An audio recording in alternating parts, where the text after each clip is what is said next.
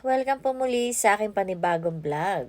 Tayo ngayon ay magluluto ng masarap na Ilonggo dish. Ito ang pinaksiw na isda na nilagyan ng masarap na gata at aswete at saka pechay. Ito po ang ating mga sangkap na gagamitin sa ating pinaksiw na isda na may gata. Sundan nyo lamang po ang aking video ito hanggang sa matapos po. Sana po ay magustuhan nyo po ang aking recipe na binabahagi ngayon. Dito po sa ating kasirola o ating paglulutuan ng ating paksiw, ilagay na po natin ang ating mga ingredients gaya ng bawang, sibuyas, luya, paminta, asin, suka at tubig at ang ating aswete. Lahat ng sangkap ilagay na po natin, pera lang po sa pechay at saka sa ating gata. Mamaya pa po natin ilalagay yun. I-arrange lang po natin ng maayos ang ating isda para pantay po silang maluluto. Naglagay din po ako dito ng half cup water at half cup na hot water para sa ating aswete. Sundan nyo lamang po ang proseso ng pagluluto na ginagawa ko ngayon. Sana po ay tapusin nyo po hanggang sa uli ang aking video ito. Maraming salamat po.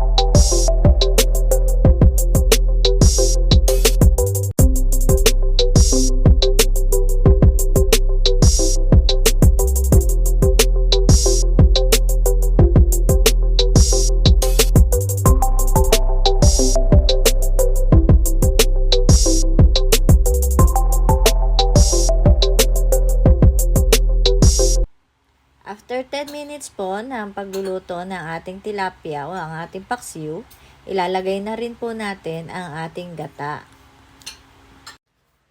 Medium fire lang po ang pagluluto ng ating paksiw para hindi rin po madurog ang ating isda at hindi po dumikit ang ating isda sa ating kasirola. Iwasan din po natin na halu-haluin ang ating niluluto para hindi po madurog ang ating isda.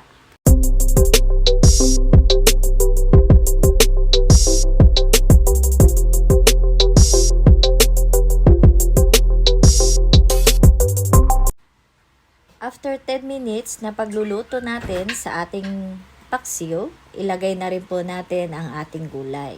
Sa ibabaw lamang po ilalagay ang ating gulay na parang i-steam nyo lang po siya. Dahil hahanguin nyo rin po ito after na maluto ang ating gulay para hindi po ma-overcook. At tuloy-tuloy lang po natin lulutuin muli ang ating paksiw hanggang sa maging creamy ang sabaw po nito.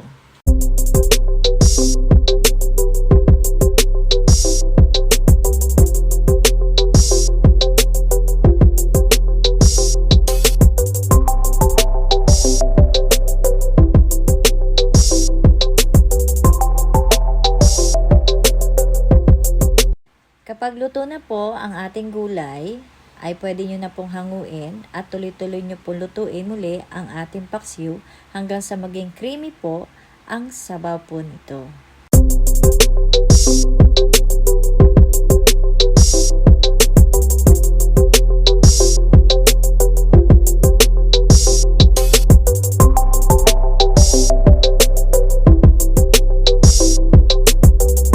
Luto na po ang ating masarap na ulam. Sana po ay nagustuhan nyo ang recipe na binabahagi ko po ngayon na ang pinaksiw na tilapia sa gata na may aswete at saka pechay. Sa mga nanood at sumuporta ng aking video ay maraming salamat po. Ingat kayo palagi and God bless you all.